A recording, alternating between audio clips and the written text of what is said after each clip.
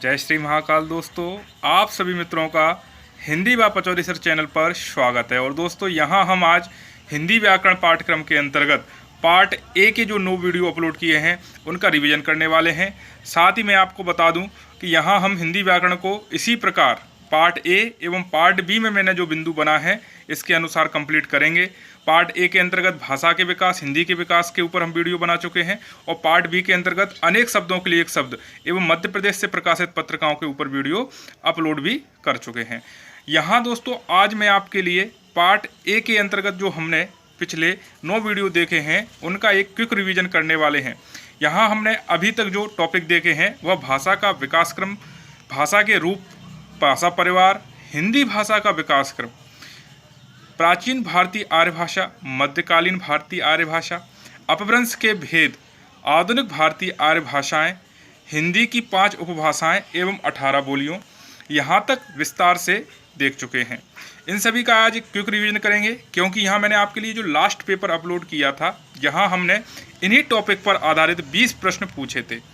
कई सारे मेरे साथी जो इस पेपर को दे चुके होंगे और जिनके आंसर यदि 18, 19 और 20 यदि उन्होंने इतना स्कोर किया है, यहाँ आपने अच्छे से वीडियो मेरे देखे हैं।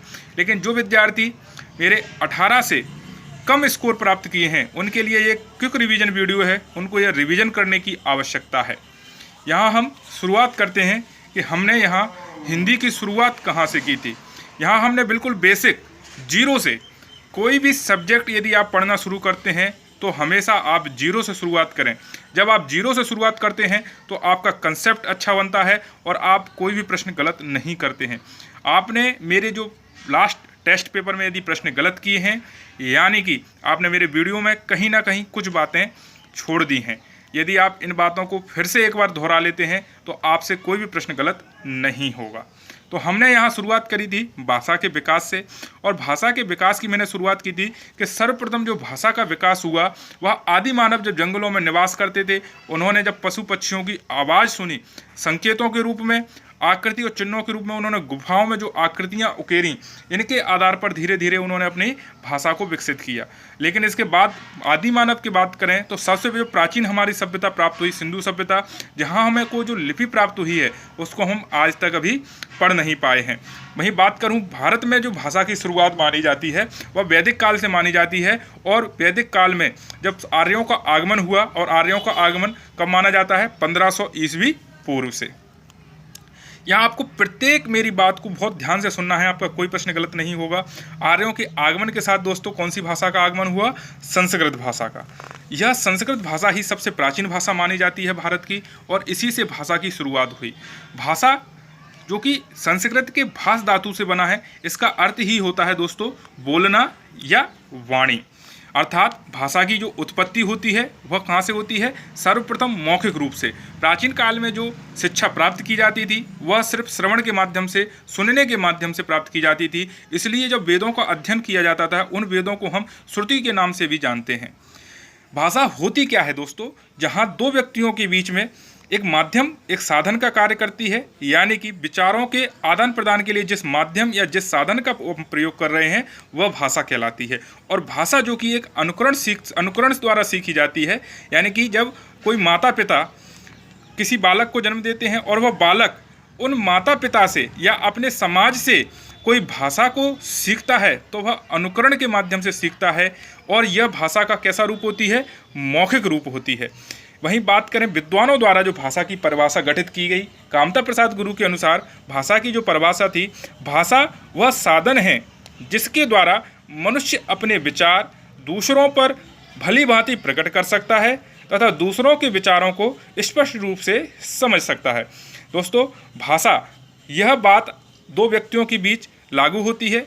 इस व्यक्ति के द्वारा जब कोई बात कही जा रही है तो यह दूसरा व्यक्ति उस भाषा को समझ सके, जब दूसरा व्यक्ति कोई बात कहे तो पहला वाला व्यक्ति उस भाषा को समझ सके। यानी कि भाषा जब ही सार्थक है जब दोनों के बीच वह कम्युनिकेशन का कार्य कर सके। बात करूं डॉक्टर श्याम सुंदर दास के अनुसार तो मनुष्य और मनुष्य के बीच वस्तुओं के विषय में अपनी इच्छा और मति यानी बुद्धि का आदान प्रदान करने के लिए ध्वनि संकेतों का जो व्यवहार होता है उसे भाषा कहते हैं। यानी भाषा बहुत ही सरल है। आप बिल्कुल सिंपल शब्दों में समझें कि एक व्यक्ति द्वारा दूसरे व्यक्ति को जो बात प्रकट की जा रही है, दूसरे व्यक्ति द्वारा जो बात कही जा रही है, दोनों व्यक्तियों के बीच जब वह भाषा समझने योग्य समझ सकें दोनों व्यक्ति आपस की बातें, तो वह भाषा का रूप। यदि कोई व्यक्ति, जैसे बात करूं, यह हिंदी में बात कर रहे हैं और सामने वाला हिंदी समझता नहीं है, तो वह भाषा के रूप में इसके लिए कार्य नहीं करेगी। भाषा का कार्य जब है जब दोनों ही व्यक्ति उस भाषा को समझ सकें। भाषा कैसी होती है दोस्तों? परिवर्तनशील होती है, कठिनता से सरलता की ओर जाती है, और जब वह अपना लिपि के माध्यम से एक स्वरूप निर्धारित कर लेती है तो वह मानक भाषा कहलाती है। इसके बाद हमने बात करी थी भाषा के विकास क्रम की। भाषा के विकास क्रम को दोस्तों मैंने बताया था कि शुरुआत में जब सबसे पहले भाषा की शुरुआत हुई तो वह श्रवण के माध्यम से शुरुआत हुई, और यह वह श्रवण जब सुनना प्रारंभ किया तो उसको फिर अपने बोलने के माध्यम से प्रकट किया। जैसे पशु पक्षियों की आवाज़ सुनी तो उनका उच्चारण करना सीखा। इसके बाद जब हम अभी वर्तमान स्वरूप की बात करते हैं तो कोई बालक जब पहले सुनना सीखता है, फिर उसको धीरे धीरे बोलना सीखता है। जब वह स्कूल जाता है तो वहाँ उस भाषा को वह पढ़ना सीखता है और लिखना सीखता है। संस्कृत के एक सूत्र माध्यम से इसे श्रवपले माध्यम से देख सकते हैं। श्र से श्रवण, वा से वाचन, पा से पठन और ले से लेखन। तो दोस्तों इस प्रकार भाषा के विकास क्रम के लिए 4 कौशल अति आवश्यक हैं। इसके बाद हमने देखे थे भाषा के रूप या प्रकार और भाषा परिवार विश्व में और भारत में कितने हैं। बात करते हैं हम दोस्तों भाषा के रूप की, तो मध्य प्रदेश हिंदी ग्रंथ अकादमी की जो पुस्तक है उसमें हिंदी व्याकरण एवं रचना इस पुस्तक का नाम है। यहाँ भाषा के 2 रूप दिए हैं, मौखिक भाषा और लिखित भाषा। आपसे जब प्रश्न बने कि हिंदी के भाषा के कितने रूप हैं, तो यहाँ पर आप भाषा के जो रूप लगाएंगे, आंसर 2 लगाएंगे, पहला मौखिक और दूसरा लिखित भाषा, क्योंकि एक मानक पुस्तक है हिंदी व्याकरण एवं रचना जो कि मध्य प्रदेश हिंदी ग्रंथ अकादमी द्वारा पब्लिश की जाती है।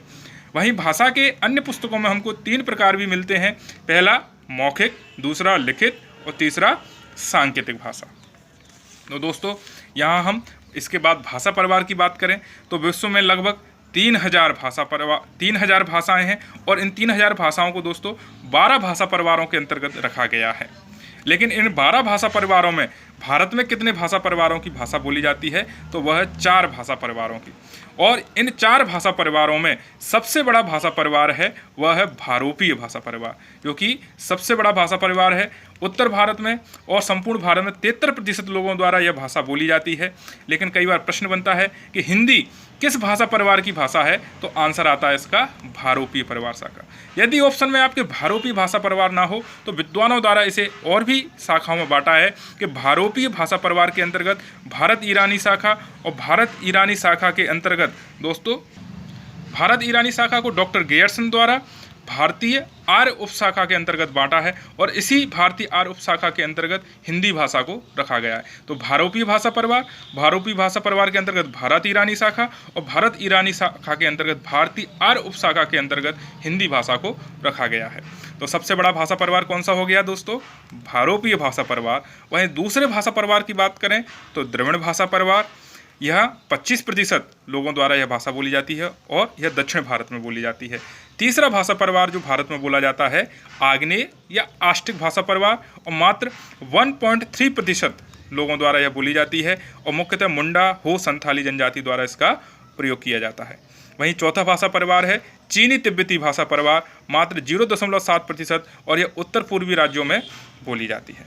तो दोस्तों इस प्रकार हमने यहाँ प्रत्येक टॉपिक को बहुत ही छोटे छोटे वीडियो द्वारा कंप्लीट किया था, और आज यहाँ मैं आपको रिवीजन के माध्यम से संपूर्ण जहाँ हमने अभी तक जो पढ़ा है उसका रिवीजन कर रहे हैं। आपको ध्यान रखना है कि आप कोई टॉपिक जब पढ़ते हैं तो उसका रिवीजन भी अत्यावश्यक हो जाता है। हम आगे यदि किसी टॉपिक पर जब जाएंगे उससे पहले हमारा यह पुराना जो रिवीजन है वह अत्यावश्यक हो जाता है। इसके बाद मैंने भारोपीय भाषा परिवार को विस्तार से समझाया था कि भारोपीय भाषा परिवार को 2 शाखाओं में बांटा गया था, सतम एवं केतुम। सतम के अंतर्गत 4 शाखाएं थीं, भारत ईरानी, अल्बानी, आर्मीनी और पाल्टो स्लाविक। इसी प्रकार केतुम के अंतर्गत 6 शाखाएं, लेकिन यह हमारे परीक्षा दृष्टिकोण से महत्वपूर्ण नहीं है, इसलिए हमने इसको छोड़ दिया था दोस्तों। यहाँ हमने शतम के अंतर्गत देखी थी 4 शाखाएं। इस 4 शाखा में पहली शाखा थी भारत ईरानी, और इसी भारत ईरानी को डॉक्टर गेरसन द्वारा 3 उपशाखाओं में बांटा था, भारतीय आर्य भाषा, ईरानी और दर्द, और इसी भारतीय आर्य भाषा के अंतर्गत हिंदी को रखा गया है। यहाँ आप जब अपने कंसेप्ट को दोस्तों बहुत ही अच्छे से क्लियर करते हैं, जीरो से हम जब शुरुआत करते हैं तो प्रत्येक चीज़, प्रत्येक बिंदु हमको बहुत अच्छे से समझ में आता है। आशा करता हूँ कि मेरे द्वारा यह जो हिंदी को बिल्कुल जीरो से, बिल्कुल बेसिक से शुरुआत करी है, आपको बहुत अच्छे से समझ में आ रहा होगा। थोड़ा सा स्पीड में है क्योंकि यहाँ हम रिवीजन कर रहे हैं। जो विद्यार्थी बहुत ही आराम से और बहुत ही अच्छे से पढ़ना चाह रहे हैं वह एक बार पहले मेरे प्रत्येक वीडियो को देख लें। यहाँ सिर्फ हम रिवीजन के माध्यम से, क्विकली रिवीजन करने के माध्यम से थोड़ा सा स्पीड से पढ़ रहे हैं। बस इसके बाद हमने बात करी थी हिंदी भाषा विकास क्रम की। तो दोस्तों हिंदी भाषा का विकास क्रम हमने देखा भारोपीय भाषा परिवार के अंतर्गत शतम वर्ग के अंतर्गत भारत ईरानी शाखा, और भारतीय ईरानी की शाखा के अंतर्गत भारतीय आर्य भाषा के अंतर्गत हिंदी को रखा था। तो भारतीय आर्य भाषा को हमने 3 शाखाओं में बांटा। पहली थी प्राचीन भारतीय आर्य भाषा, दूसरा है भारतीय मध्यकालीन भारतीय आर्य भाषा, और तीसरा था आधुनिक भारतीय आर्य भाषा। इनका मैंने समय भी आपको बताया था कि 1500 ईस्वी पूर्व से 500 ईस्वी पूर्व तक प्राचीन भारतीय आर्य भाषा, 500 ईस्वी पूर्व से 1000 ईस्वी तक मध्यकालीन भारतीय आर्य भाषा, 1000 ईस्वी से वर्तमान समय तक आधुनिक आर्य भाषा का विकास हुआ। प्राचीन भारतीय आर्य भाषा के अंतर्गत संस्कृत को भी 2 भागों में बांटा, वैदिक संस्कृत और लौकिक संस्कृत। वैदिक संस्कृत का समय जो था 1500 से 1000 ईस्वी पूर्व, वहीं लौकिक संस्कृत का जो समय था 1000 ईस्वी पूर्व से 500 ईस्वी पूर्व तक। वहीं बात करूं मध्यकालीन भारतीय आर्य भाषा, तो मध्यकालीन भारतीय आर्य भाषा को 3 भागों में बांटा गया था, प्रथम प्राकृत, दूसरी और तीसरी प्राकृत। प्रथम प्राकृत जिसे हम पाली का नाम दिया गया, और यह 500 ईस्वी पूर्व से पहली ईस्वी तक। दूसरी प्राकृत जिसे हमने प्राकृत भाषा कहा, पहली ईस्वी से 500 ईस्वी तक। तीसरी प्राकृत जिसे अपभ्रंश नाम दिया गया, और यह 500 ईस्वी से 1000 ईस्वी तक। वहीं अभट्ट का समय 900 ईस्वी से 1100 ईस्वी तक कुछ बुक्स में मिलता है। आधुनिक भारतीय आर्य भाषा का आगमन 1000 ईस्वी से वर्तमान समय तक माना जाता है, और इसी समय से हिंदी के आगमन को भी माना गया। बात करते हैं इसके बाद नेक्स्ट टॉपिक, इसी के आगे बढ़ते हुए हम देखते हैं हिंदी के विकास क्रम को। यहाँ मैंने एक प्रश्न दोस्तों यहाँ पूछा था कि मौखिक भाषा में किसका प्रयोग किया जाता है, तो इसका आंसर मैंने बताया था आपको ध्वनि, क्योंकि मौखिक भाषा की शुरुआत ही कहाँ से होती है, ध्वनि से। हिंदी के विकास क्रम को हमने सिस्टमेटिक देखा, तो शुरुआत कहाँ से होती है, संस्कृत, पाली के बाद प्राकृत से अपभ्रंश, अपभ्रंश से अभट्ट और अभट्ट से हिंदी। इसके बाद हमने प्राचीन भारतीय आर्य भाषा मध्यकालीन विस्तार से देखी। प्राचीन भारतीय आर्य भाषा के अंतर्गत हमने वैदिक और लौकिक देखा। वैदिक के अंतर्गत हमने देखे थे कि यहाँ पर जो वेदों की रचना हुई वो किस में हुई, वैदिक संस्कृत में। सर्वप्रथम और पहला वेद, सबसे पुराना वेद कौन सा वेद माना जाता है, ऋग्वेद। और ऋग्वेद के अंतर्गत 1028 ऋचाएँ और 10 मंडल, और 1028 ऋचाओं में यहाँ पर आपको गायत्री मंत्र भी मिलता है। तो गायत्री मंत्र की उत्पत्ति कहाँ से या कहाँ से लिया गया है, ऋग्वेद से। इसके बाद उपनिषद, ब्राह्मण ग्रंथ, यह सभी किस में लिखे गए, वैदिक संस्कृत में। बात करूँ लौकिक संस्कृत की, लौकिक संस्कृत में रामायण, महाभारत जो कि काफ़ी प्राचीन और काफ़ी प्रसिद्ध ग्रंथ हैं, इनकी रचना किस में हुई, लौकिक संस्कृत में। रामायण की रचना किसने की थी, वाल्मीकि ने। महाभारत की रचना किसने की थी, वेदव्यास ने, और जो कि विश्व का सबसे बड़ा महाकाव्य माना जाता है। शास्त्रीय भाषा का दर्जा प्राप्त है लौकिक संस्कृत को। और अन्य शास्त्रीय भाषाएं कौन कौन सी हैं, तमिल, कन्नड़, तेलुगु, मलयालम, उड़िया। इसके बाद बात करूं व्याकरण ग्रंथ, जो कि लौकिक संस्कृत में ही लिखा गया, और इसकी रचना किसने की थी, पाणिनि द्वारा। इसका नाम था अष्टाध्यायी। कई बार यह प्रश्न डायरेक्ट भी पूछा जाता है कि अष्टाध्यायी की रचना किसने की है, तो पाणिनि ने। और कब की गई, इसका समय भी देख लें दोस्तों, तो 700 ईस्वी पूर्व में।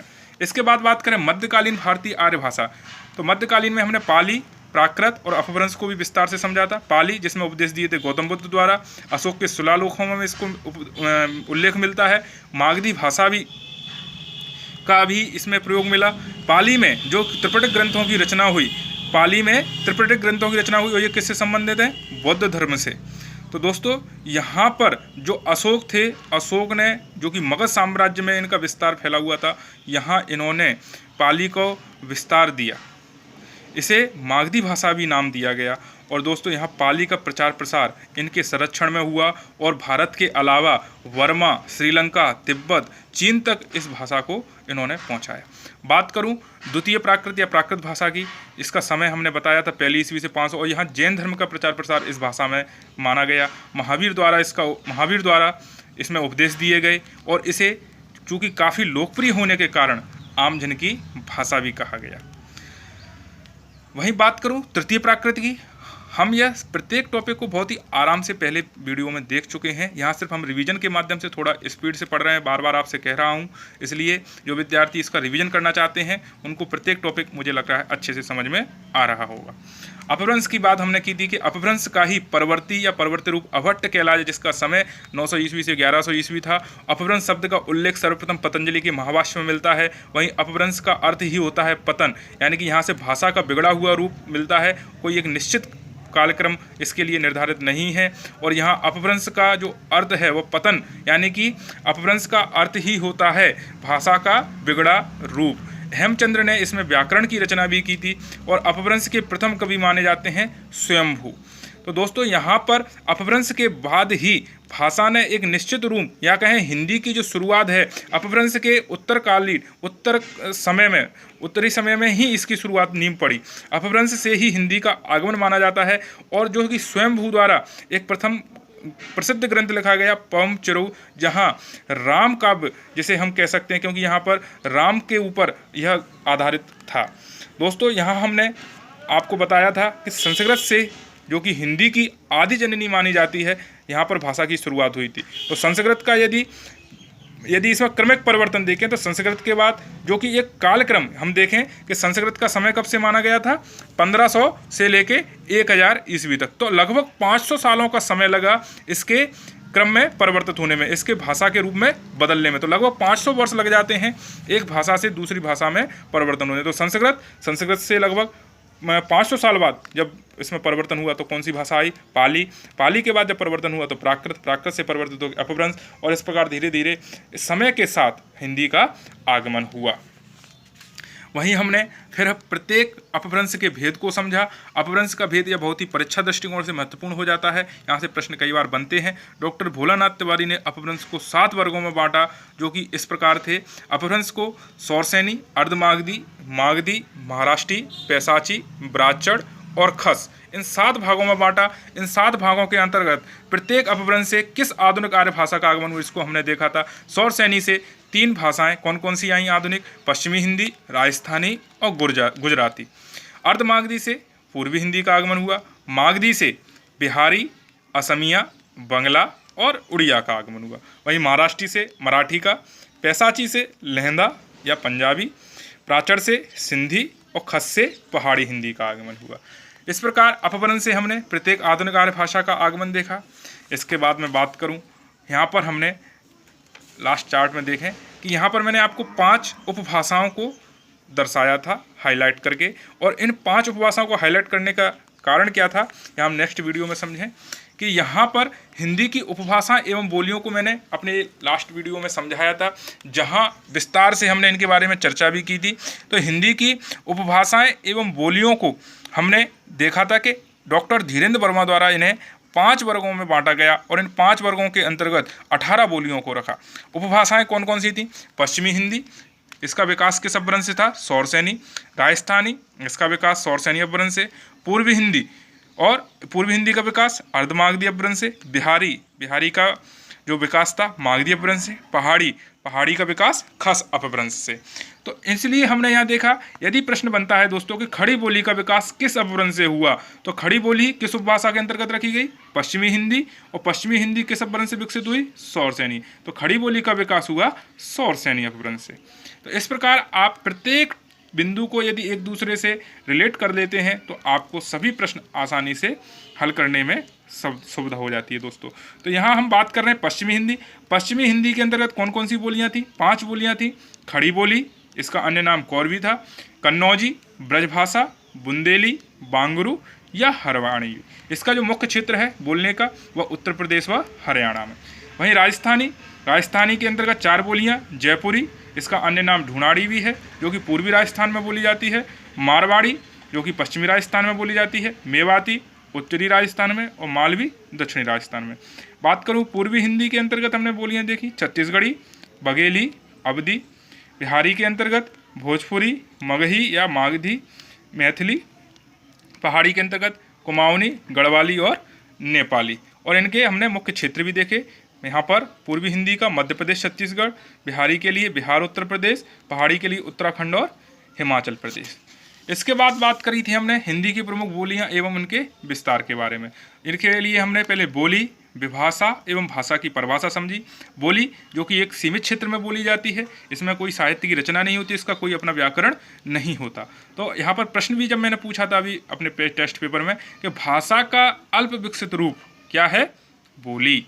वहीं बात करें विभाषा, जब बोली का क्षेत्र विस्तृत हो जाता है, थोड़ा सा व्याकरण का प्रयोग होने लगता है, साहित्य की रचनाएं होने लगती हैं, तो वह विभाषा या उपभाषा का रूप धारण कर लेती है। जैसे ब्रजभाषा, अवधी, खड़ी बोली, भोजपुरी व मैथिली, ये सभी बोलियों ने अपना विस्तार किया, साहित्य की रचना हुई, तो यहाँ पर इसने विभाषा का रूप धारण किया। जब इनका विस्तार हो जाए और अधिक बड़े क्षेत्र में, एक बड़े भूभाग पर, एक प्रांत में, तो वह भाषा का रूप धारण कर लेती है।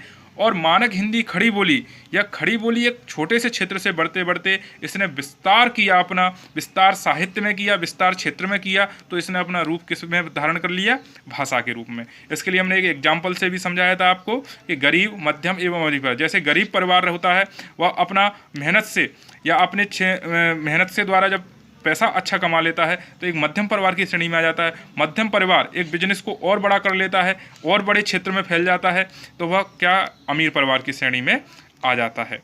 इसी प्रकार बोली एक सीमित क्षेत्र में जब वह अपना विस्तार कर ले तो विभाषा की श्रेणी में, और विभाषा से जब बड़े भूभाग, बड़े प्रांत में विस्तार कर ले तो वह भाषा का रूप धारण कर लेती है।